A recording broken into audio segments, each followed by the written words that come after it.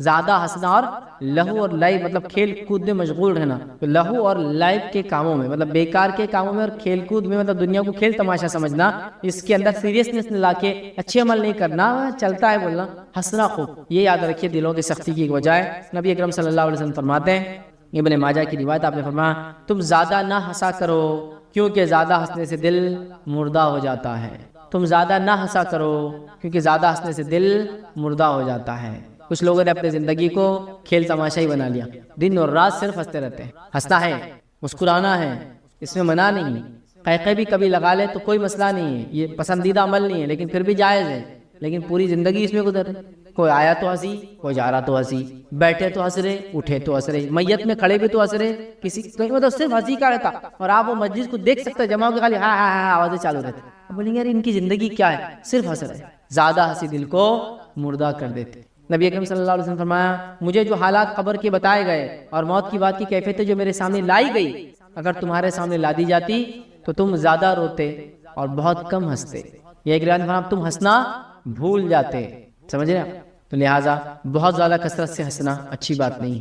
تھوڑا بہت ہنسنے میں کوئی مسئلہ نہیں ہے, کوئی مذاق نہیں. ہنسی اور مذاق کے آداب, اس سے پورا میرا ایک تفصیلی لیکچر ہے کہ ہنسی کرنا, مذاق کرنا, تھوڑا بہت ہنسنا بالکل جائز ہے, اس میں کوئی ممانعت نہیں. لیکن بکثرت ہنسنا اور ہنستے ہی رہنا, قیقے لگانا اور کثرت سے قیقے ہی لگانا, پوری زندگی کو کھیل کود بنا دینا, یہ بالکل جائز اور پسندیدہ نہیں ہے, بلکہ دلوں کو یاد رکھیے مردہ کر دینے والا عمل ہے. تو لہٰذا ہنسیے, حشاش اور بشاش رہیے, تبسم جس کو کہتے ہیں مسکرائیے, تھوڑا ہنسیے.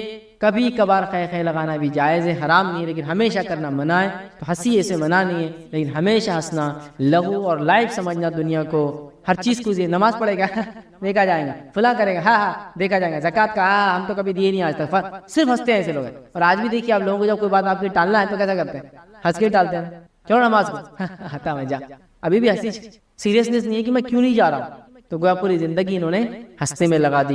یہ چھٹا عمل تھا, یاد رکھیے. اور یہ 6 بڑے بڑے اعمال یاد رکھیے جن کے کرنے سے دل ٹیڑے, سخت, خراب, مردہ, بیکار ہو جاتے ہیں. یاد رکھیے تو دلوں کو سخت کرنے والے اعمال ہے. اسی طرح 7واں عمل یاد رکھیے, دنیا کی لذتوں میں اور آسائشوں کے حصول کے لیے ہر طرح کے کام کرنا, مارے پھرنا, اور آخرت کے لیے کوئی تیاری نہ کرنا. مطلب دنیا کے لیے پوری کوششیں کرنا اور آخرت کے لیے کوششیں نہ کرنا, یہ بھی دل کی سختی کی وجہ ہے. اور آپ اس کو محسوس کر سکتے ہیں جب آدمی کا ٹارگٹ اور ایم دنیا ہو جاتا ہے, آخرت نہیں ہوتا, تو اس کے دل خود سخت ہو جاتے ہیں. اللہ قرآن میں کہہ رہا ہے رشتہ داروں کو ان کا حق دو, ان کو مال سے مدد کرو. جب آدمی کا ٹارگٹ دنیا ہو جاتا ہے بولتا ان کو دیں گے تو میں غریب ہو جاؤں, اس کا دل سخت ہو جاتا ہے. لیکن جب آخرت اس کا مقصد ہوتا ہے تو بولتا ہے ان کو دو, اس لیے کہ یہی تو میرے نجات کا ذریعہ بنیں گے انشاءاللہ آخرت میں, ہے نا, یہی تو میرے نجات کا ذریعہ بنیں گے آخرت. تو دنیا جب ٹارگٹ بن جاتی ہے تو دل سخت ہو جاتے ہیں, اور آخرت جب ٹارگٹ ہوتا ہے تو دل نرم ہو جاتے ہیں. تو دنیا کے لیے کوششیں کرنا اور آخرت کو بھول جانا, یہ دلوں کی سختی کی وجہ ہے. اور آج اکثر ہم میں سے لوگ جو سنگ دل ہو گئے ہیں وہ صرف اور صرف اس لیے ہو گئے کہ ٹارگٹ دنیا ہے, جس کے لیے کتنے سارے نقصان اپنے آخرت کے ہم کر رہے ہیں اندر کی. حق مارنا, رشتوں کو توڑنا, زکوٰۃ نہ دینا, صدقات نہ کرنا, جس کا حق مال میں نہ دینا, لوگوں کی مدد نہ کرنا, یہ سب کیوں ہوتا ہے؟ اس لیے کہ مدد کروں گا تو دنیا میری چلے جائیں گے, میں پیچھے ہو جاؤں گا, وہ میرے برابر آ جائیں گا, وہ میرے ساتھ آ جائیں گا, اور ہم چھوڑ دے. تو آخرت کو ٹارگٹ کیجئے, دنیا کو ٹارگٹ نہ بنائیے. یاد رکھیے 7واں عمل تھا. 8واں عمل یاد رکھیے جس کی وجہ سے دل سخت ہو جاتے ہیں, یاد رکھیے وہ یہ دنیاوی محفلوں میں بیٹھ کر ادھر ادھر کی باتیں اور فضول گفتگو کرنا, اس سے بھی دل سخت ہے. دنیاوی مجالس سے بیٹھنا اور فالتو باتیں, دنیاوی مجالس میں بیٹھ کر دنیا کی خیر کی باتیں کرنا بھی جائز ہے, کہ تجارت کیسی کرنا, بزنس میں کیا چل رہا, مارکیٹ میں کیا چل رہا, کیا نئے پروڈکٹس آئے, کیا نئے ایپس آئے, بزنس پروموشن کیسے کرنا, یہ سب اچھے کام ہے. لیکن مارکیٹ میں فضول مجلسوں میں بیٹھ کر فضول باتیں کرنا, یہ جو ہے دلوں کو سخت کرنے والا عمل ہے, اور یہ کثرت سے ہو رہا ہے. اور اس کی کچھ باتیں آگے پیچھے کی میں پہلے لے چکا ہوں. 9ویں چیز یاد رکھیے جس سے دل سخت ہو جاتے ہیں وہ یہ ہے فضول اور بیہودہ چیزوں کو دیکھنا, اس سے بھی دل سخت ہو جاتے ہیں. فضول اور بیہودہ چیزوں کو دیکھنا, میں سمجھتا ہوں یہ 9 پوائنٹ کے اندر تو آج کل سوشل میڈیا کا ہر وہ کام جو کام فضول ہے اور بیکار ہے اس کو دیکھنے میں ہم کر رہے ہیں. دیکھی جانے والی فضول چیزوں سے دل سخت ہوتے ہیں, یہ مجھے بتانے کی ضرورت نہیں ہے, یہ پریکٹیکلی آپ سمجھ سکتے ہیں, ہے نا. ایک بچہ ہے, اس کو جانوروں کو مارنے کی ویڈیو دکھائی, آپ 2 4 5 10 ویڈیو دیکھنے کے بعد وہ بھی جانور کو مارنے میں کوئی برائی محسوس نہیں کرے گا. کیوں؟ دیکھنے سے اس کے دل میں وہ برائی نہ رہی, اس کا دل سخت ہو گیا. کسی انسان نے کبھی قربانی نہیں دیکھی تھی, ذبح ہوتے ہوئے جانوروں کو نہیں دیکھا تھا. جب پہلی بار دیکھتا ہے کیا حال ہوتا ہے نا, پسینے چھوٹ جاتے ہیں.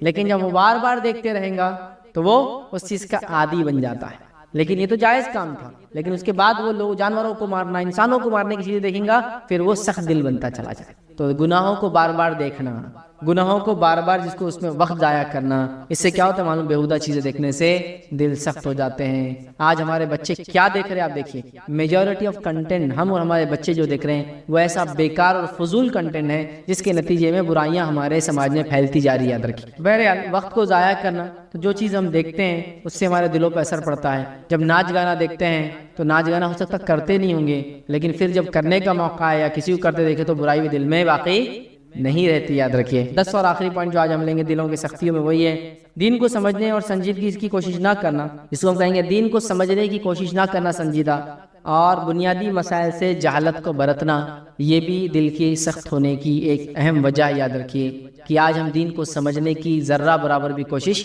نہیں کر رہے ہیں. یاد رکھیے ذرہ برابر بھی کوشش دین کو سمجھنے کی آج ہماری نہیں ہے، جس کے نتیجے میں ہمارے دل سخت سے سخت ہوتے چلے جا رہے ہیں. تو دلوں کی سختیاں ہمیں ختم کرنا ہے تو دین کو ہمیں سمجھنا ہے، اس کے بنیادی مسائل کو ہمیں سمجھنا ہے.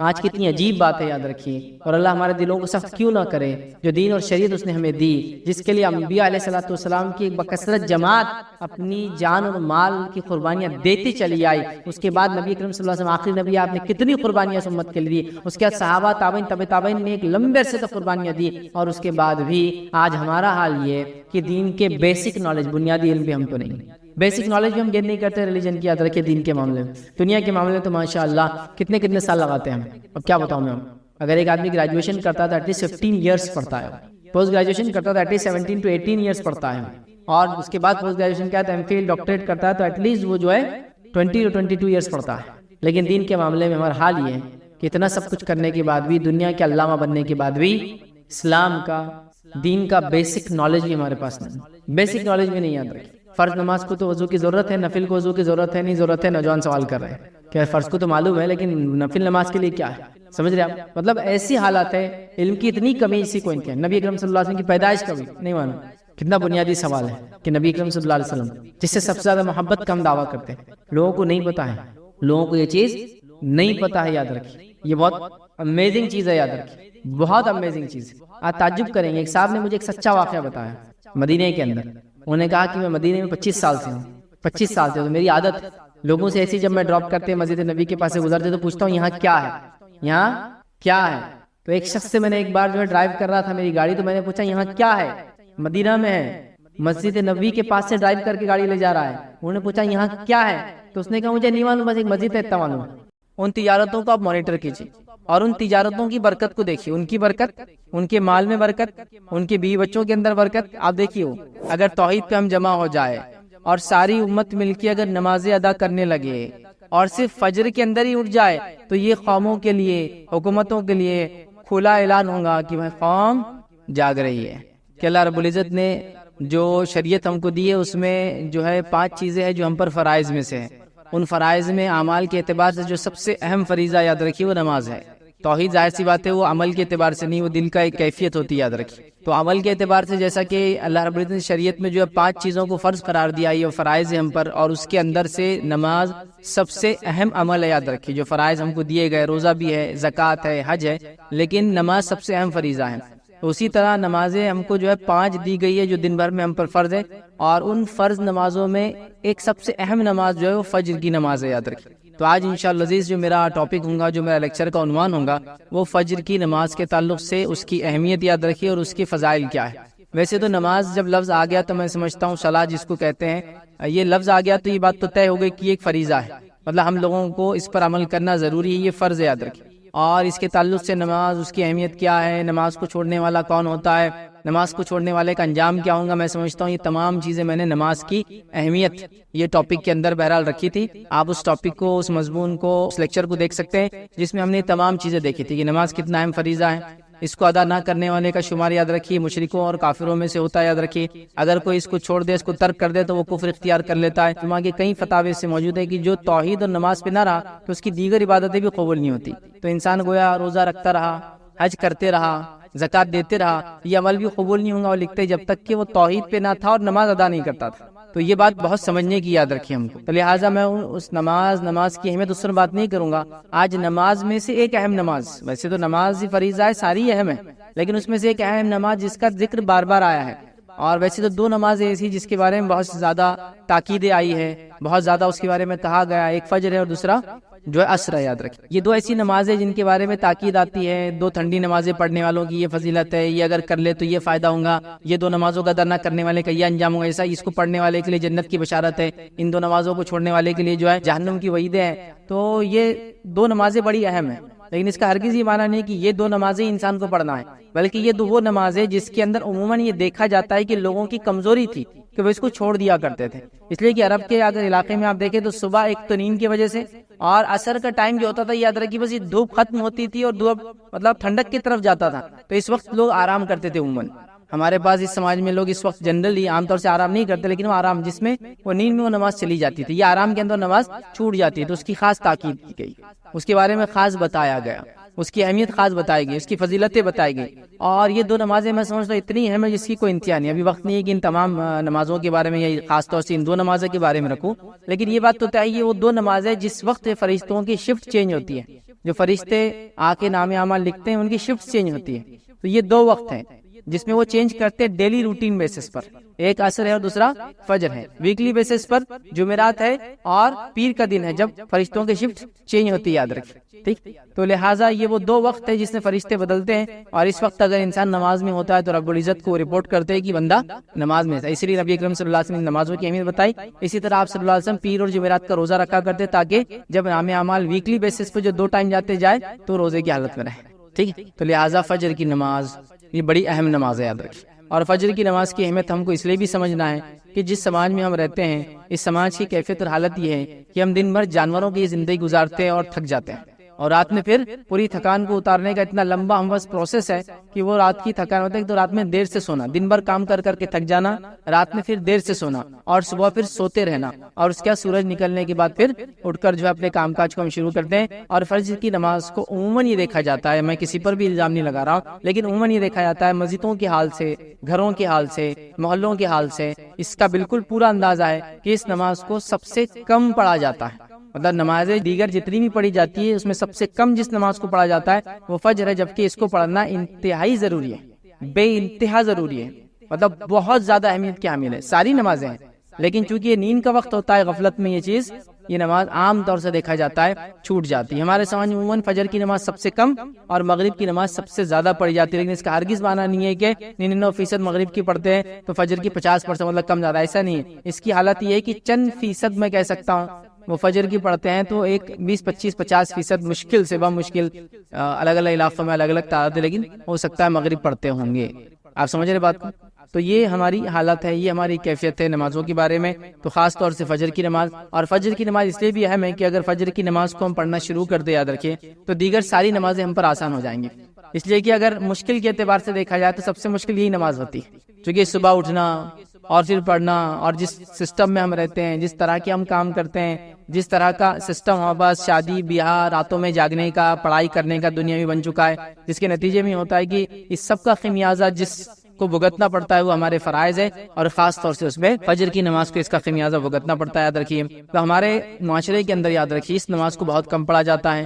یہ نماز بڑی اہم ہے، میں کہوں گا اس کا ہم اہتمام کریں، اس کو ہم پڑھا کریں. یاد رکھیے اس لیے کہ یہ ایک تو فریضہ ہے، اور اس کے بعد یہ ایک ایسا فریضہ ہے اور ایسے وقت میں اس کو ادا کیا جاتا ہے جو اس کا پابند ہو جاتا ہے، جو اس کا عادی ہو جاتا ہے، اس کے لیے باقی چیزیں، باقی عبادتیں کرنا، باقی نمازیں ادا کرنا بہت آسان ہو جاتا ہے. یاد رکھیے اس بات کو آپ آزما کے دیکھیں کہ جس کے لیے فجر آسان ہوگی اس کے لیے دیگر نمازیں بھی آسان ہو جاتی ہے. اگر یہ مشکل ہو گئی تو پورا دن بھی مشکل ہے، اور باقی نمازیں بڑی مشکل سے انسان ادا کر پاتا ہے. یاد رکھیے کیونکہ یہ سب سے تکلیف دہ وقت ہوتا ہے انسان کے لیے، اٹھنا، نیند کو وہ کرنا، اور یہ بڑی اہم چیز ہے. یاد رکھیے، اور یہ بڑی اہم چیز ہے. لوگ بار بار جو ہے چیزیں سامنے لاتے ہیں، حالات امت مسلمہ پہ یوں گزر رہے ہیں، دیگر بہت ساری باتیں بہرحال کی جاتی ہے، حالات کے پیش نظر ہم کو یہ تیاری کرنا چاہیے، تعلیم اعتبار سے یہاں تک بڑھنا چاہیے، معاشی اعتبار سے اکنامیکلی یہاں تک ڈیولپمنٹ کرنا چاہیے، اسی طرح جو ہے سیاسی اعتبار سے پولیٹیکلی ہم کو یہاں تک پہنچنا چاہیے، اسی طرح اقتصادیات کے اعتبار سے ہم کو یہاں تک پہنچنا چاہیے تو ہم کامیاب ہو جائیں گے، اور پتہ نہیں دیگر کتنے اس میں چیزیں جس کے بارے میں جس کو وجہ بتائی جاتی ہے ہمارے زوال کی،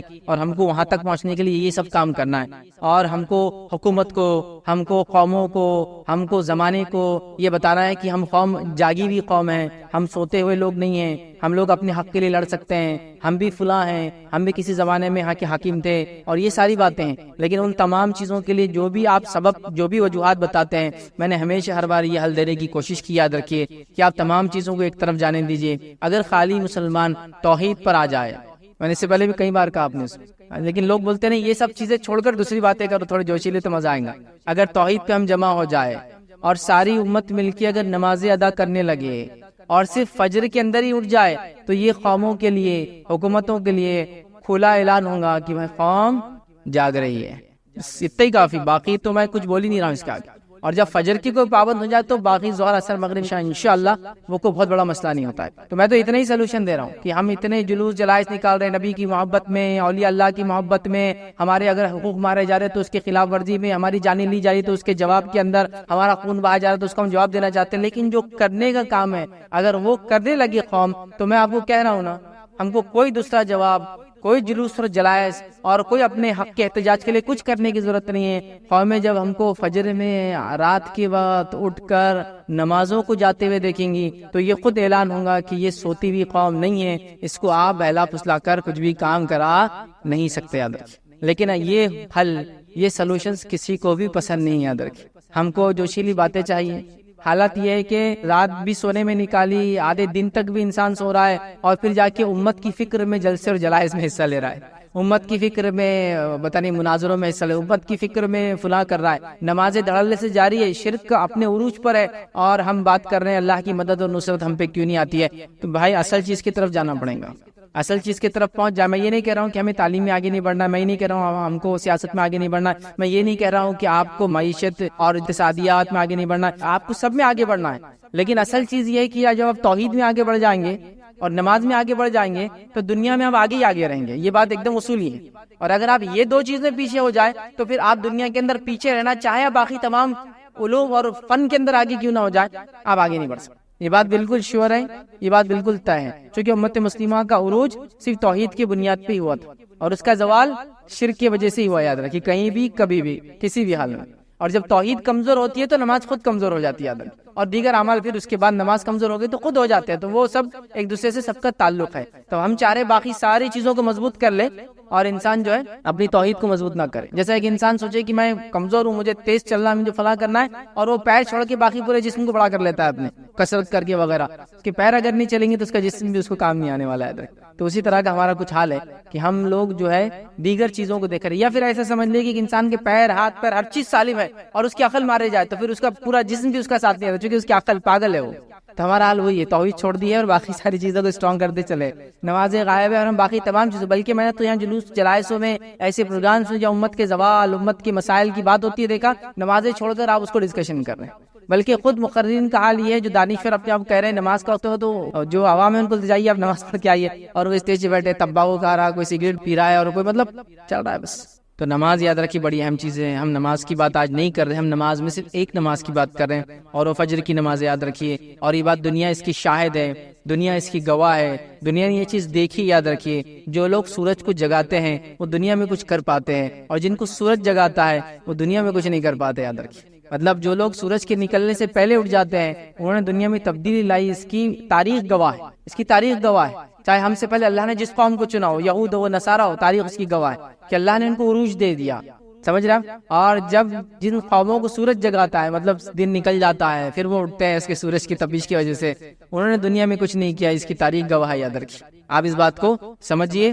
اور یہ میں دینی اعتبار سے بھی کہہ رہا ہوں اور دنیاوی اعتبار سے بھی کہہ رہا ہوں، اس لیے کہ آپ دیکھیے ان قوموں کو جو دینی اعتبار سے بے دین ہے، لیکن اگر وہ صبح جاگنے کی عادی ہے تو وہ کامیاب ہے، صرف صبح جاگنے کی اگر عادی ہے، صحت کے اعتبار سے کامیاب ہے، روزی کے اعتبار سے کامیاب ہے، آپ دیکھیے ان کی زندگیاں معاملات کے اعتبار سے کامیاب ہے، اس لیے کہ دیکھیے ایک آدمی صبح اٹھتا ہے، جلدی اٹھا، اس نے فجر پڑھا، اس کے اہل خانہ بھی اٹھے، انہوں نے فجر پڑھی، پھر فجر کے بعد آیا، چونکہ جلدی رات میں سونے کا عادی، ظاہر سی بات ہے، پھر وہ صبح آئے گا تو اس کے آفس جانے تک، اسکول جانے تک، کالج جانے تک، بزنس پوائنٹ پہ جانے تک اس کے پاس کم از کم 9 بجے کے بعد یہ سب چیزیں چالو ہو رہی. تو اگر وہ فجر پڑھ رہا ہے 6 بجے تو اس کے پاس 3 گھنٹے جو اپنے اہل خانہ، اپنے بیوی بچوں کے ساتھ گزار سکتا ہے، ان کی تعلیم، ان کی تربیت، ان کو ایجوکیٹ، ان کے ہوم ورک کروا سکتا ہے، اپنے بزنس کی تیاری کر سکتا ہے، آفس جانے سے پہلے میٹنگ کی تیاری کر سکتا ہے، سارے اس کے پاس ٹائم ہے. اس کے بعد وہ آفس پہنچا. اب حال یہ ہے کہ انسان گرتے پڑتے 9 بجے کے آفس میں 9:30 بجے پہنچا، منہ سجا ہوا ہے، آنکھیں پھٹی ہوئی ہے، کچھ سمجھ میں نہیں آ رہا، عقل کام نہیں کر رہی، ہاتھ کانپ رہا، پیر کانپ رہے، چائے نہیں پی سکا، ٹوائلٹ برابر نہیں ہوا، دیر سے اٹھنے کی سب نتیجہ ہے. وہاں پہنچا نہیں، یہ نہیں ہوا، وہ نہیں ہوا، پریشان حال، دن بھر پریشان، کیا کیا چیزوں سے لوگ پریشان ہیں ہم دیکھیے خالی. پھر دن بھر اس کا پریشانی میں گزرا، شام ہوئی اور جب آفس چھوٹنے آیا تو اس کو اب دم آ رہا، اس آنکھیں ٹائٹ ہو رہی، خون اس کا اب تیز دوڑا، چونکہ اب اس میں دم جاگ رہا، ایک طرح کہہ کے دم جاگ رہا. اب وہ جاگیں گے رات میں 12 بجے تک، پھر رات میں 12 بجے تک پھر سوئیں گا، پھر صبح اس کی زندگی ویسی رہیں گی، تو زندگی ناکام ہو جاتی. لیکن صبح اٹھنے والوں کی زندگیاں بہت الگ ہوتی ہے، ایک مختلف زندگیاں وہ جیتے ہیں. خاص طور سے فیملی لائف، اسپرچول لائف، آپ دیکھیں گے بزنس لائف اسٹرانگ ہو جاتی ہے ان کی، کیونکہ وہ کسی کام سے پہلے پریپریشن کے لیے ریڈی رہتے ہیں. اور فجر کو چھوڑنے والا کسی کام سے پہلے کوئی تیاری نہیں کر پاتا ہے. اور اللہ کے رسول صلی اللہ علیہ وسلم نے حدیث میں اس کے بارے میں بیان کر دیا، اس لیے میں جب رکھوں گا تو بات رکھوں گا. اس کا دن بیکار ہو جاتا ہے، فجر چھوڑنے کی وجہ سے دن اس کا بیکار ہو جاتا ہے. اس پر اللہ کی لعنت ہوتی ہے، فرشتوں کی لعنت ہوتی ہے نماز چھوڑنے کی وجہ سے. شیطان اس کے کان میں آ کے پیشاب کر کے چلا جاتا ہے، اور کیا کیا اس کے مسائل نہیں ہوتے. وہ جو گرہ باندھتا ہے رات میں، ہے نا، وہ 3 گرہ جیسی کی ویسی بند پڑی ہوئی رہتی ہے، تو اس کا پورا دن جو ہے بیکار ہو جاتا ہے. تو یہ بڑی اہم چیز ہے، فجر کی نماز بڑی اہم چیز یاد رکھیے. ہمارے معاشرے میں صبح کے بالکل ابتدائی حصے کے لیے کئی نام لیتے ہم استعمال کرتے تھے. سحر کا معاملہ ایک دم بالکل جس کو بولیں گے ابھی روشنی نکلنے سے پہلے کا حصہ ہے، اس کے بعد فجر بولا جاتا ہے، صبح بولا جاتا ہے، یا ضحیٰ بولا جاتا ہے. بالکل یہ صبح کی ابتدائی بھی حصہ، کئی الفاظ بہرحال اس کے لیے ادا کیے جاتے ہیں. ٹھیک ہے، اب آئیے فجر کا مفہوم کیا ہوتا ہے وہ ہم دیکھتے ہیں. تو فجر کا مطلب یاد رکھیے یہ ہے کہ جو پاؤ پھٹتی ہے، مطلب جس کو کہیں گے صبح کا اول وقت جس کے اندر بالکل ہلکی ہلکی سفید روشنی نکلنا شروع ہوتی ہے، اور وہ کیا کرتی ہے، رات کے کالے حصے کو دھکا دینا شروع کرتی ہے. اگر آپ لوگ کہیں اونچے علاقے پہ کبھی جائے اور فجر سے پہلے سحر کا آخری وقت کھڑے رہے اور دیکھے تو آپ کو سمجھ میں آئے گا ایک دم باریک روشنی نکلنا شروع ہوتی ہے نیچے سے، اور وہ ریئل روشنی ہوتی ہے. چونکہ روشنی کی 2 قسم ہوتی ہے، آگے میں رکھوں گا، ٹھیک ہے. وہ ریئل ہوتی ہے، وہ دھکا دے کے رات کے اندھیرے کو اوپر سرکاتے رہتی ہے کہ دھیرے دھیرے. تو وہ وقت جس کو ہم کہیں فجر کا ہے، تو اس کو ہم کہیں صبح کی سفید دھیرے دھیرے پھیلنے والی روشنی کا نام جو رات کو ختم کرتی ہے اس کو فجر کہتے ہیں. یاد رکھیں، بالکل ابتدا یاد رکھیں. تو صبح اٹھ کے، ابھی چونکہ ہم لوگ ہر کسی کا علاقہ الگ ہوتا ہے، لیکن اونچے علاقوں میں کبھی آپ رہتے ہیں پہاڑی وغیرہ اور نیچے کی طرف دیکھیں گے تو یہ چیز جس زمین اور آسمان ملتے ہوئے نظر آتے ہیں، وہاں آپ کو یہ چیز دیکھنے کو ضرور نظر آئیں گی، کیسا وہ نکلتا ہے اور کیسا رات ختم ہونا شروع ہوتی ہے اور دن وہاں اندر جو ہے داخل ہونا شروع ہوتا ہے. ٹھیک ہے، اب فجر کا صحیح وقت کیا یاد رکھیے. تو فجر کا صحیح وقت یاد رکھیے وہ یہ ہے کہ سحر کا آخری وقت وہ فجر کی ابتدا ہے. مطلب فجر شروع ہو گئی تو سحر ختم کرنا پڑتی ہے آپ کو. رمضان میں یہ ہوتا ہے، ہر کوئی رمضان کے روزے، اس کے علاوہ محرم میں روزے رکھتا ہے 2، اس کے علاوہ ذی الحجہ میں روزہ رکھتا ہے، اور ذی الحجہ کے پہلے ابتدائی 9 روزے ویسے رکھنا سنت ہے. نہ بھی ہو تو 1 روزہ تو کم از کم 9 ذی الحجہ کا ہم رکھ ہی لیتے ہیں. شوال کے 6 روزے ملاتے ہیں، ایسا 40 سے 50 روزے ہو ہی جاتے ہیں ایک انسان. ٹھیک، تو تب آپ محسوس، وہاں ہم کو لگتا ہے یہ چیز ضروری ہے کہ کب سحر ختم ہو رہی. ویسے آج کل تو ایپس وغیرہ آ گئے تو آسانی ہے، لیکن کسی زمانے میں اتنا آسان نہیں تھا. تو فجر کا صحیح وقت کیا ہے، جس کو اللہ رب العزت نے سورہ بقرہ سورہ نمبر 2 آیت نمبر 187 میں کہا فرمایا، کلوا واشربوا حتى يتبين لكم الخيط الابيض من الخيط الاسود من الفجر. یہ فجر کا وقت یاد رکھیں. اللہ فرما رہا ہے تم کھاتے پیتے رہو یہاں تک کہ صبح کی سفید دھاگا سیاہ دھاگے سے ظاہر ہو جائے. سیاہ دھاگا مطلب جو رات کی اندھیری ہے اس سے سفید دھاگا ظاہر ہو جائے، مطلب فجر تک. تو فجر اگر شروع ہو جاتی ہے تو سحر ختم ہو جاتی ہے، اور جب تک سحر کا ٹائم ہے تو فجر کا ٹائم شروع نہیں ہوتا. یاد رکھیے، ٹھیک ہے. تو اس بات کو آپ جان لیں. تو یہ فجر کا ٹائم مطلب سحر کا آخری انتہا، فجر کی ابتدا. یاد رکھیے. اسی طرح یاد رکھیے ایک روایت میں نبی اکرم صلی اللہ علیہ وسلم فجر کے 2 قسمیں بتائی. یاد رکھیے، ٹھیک. پہلا آپ نے کیا بتا دیکھیں، نبی اکرم صلی اللہ علیہ وسلم نے فرمایا فجر کی 2 قسمیں ہیں، فجر کے 2 ٹائپس. یاد رکھیے، جس کو ہم اپنے عام زبان میں بولتے ہیں صبح صادق اور صبح کاذب، یا فجر صادق اور فجر کاذب اس کو بولتے ہیں. مطلب ریئل فجر اور فیک. مطلب پہلے کیا ہوتا ہے، جب وہ سفید روشنی جو ہوتی ہے جو کالی روشنی کو، مطلب کالی رات کے اندھیرے کو ختم کرتی ہے، اس سے پہلے کچھ ایک الگ قسم کی روشنی نکلتی ہے، اس کو ٹوائلائٹ بولتے ہیں انگلش کے اندر. وہ روشنی ہوتی ہے لیکن وہ فجر نہیں ہے، وہ صبح صادق نہیں ہوتی، کاذب ہوتی. یاد رکھیے، تب تک آپ سحر کر سکتے تب تک. لیکن جب صبح صادق ریئل فجر ہو جاتی ہے تو آپ کو سحر چھوڑ دینا پڑتی ہے. تو نبی اکرم صلی اللہ علیہ وسلم نے کیا فرمایا سنیے، فجر کی 2 قسمیں ہیں، فجر کاذب ہے جس میں نماز فجر کی ادائیگی حرام ہوتی ہے اور سحر کا کھانا درست ہوتا ہے، اور پھر فرمایا فجر صادق ہے جس میں سحر کا کھانا حرام ہوتا ہے اور نماز فجر پڑھنا درست ہوتا ہے۔ ٹھیک ہے، تو یہاں فجر کی 2 قسمیں ہیں، لیکن ہم جو فجر سے مراد ہے ہماری وہ جب فجر کا وقت ہو جاتا ہے، اور ہماری یہاں مراد یاد رکھیے فجر سے، فجر کی نماز سے۔ اور اللہ رب العزت نے فجر کی نماز کے تعلق سے قرآن میں قسم بھی کھائی ہے، سورہ فجر کے اندر جو قرآن کا 89 نمبر کا سورہ آیت نمبر 1 میں والفجر کی قسم ہے فجر کی۔ اسی طرح زمانے کی قسم کھائی والعصر، قسم ہے زمانے کی، یاد رکھیے عصر کے وقت۔ ٹھیک، تو یہ فجر کے تعلق سے اس کا معنی اور مفہوم ہے۔ آئیے فجر کی اہمیت کیا ہے؟ تو فجر کی نماز یاد رکھیے، اس کی بڑی اہمیت یاد رکھیے۔ آئیے ہم دیکھتے کچھ اہمیت، کچھ باتیں اس کے تعلق سے۔ صبح فجر کا وقت بہت ہی برکت والا وقت ہے، یاد رکھیں۔ نبی اکرم صلی اللہ علیہ وسلم کیا فرماتے، سنن ابن ماجہ کی روایت، آپ نے فرمایا عبداللہ بن عمر رضی اللہ عنہما اس کے راویوں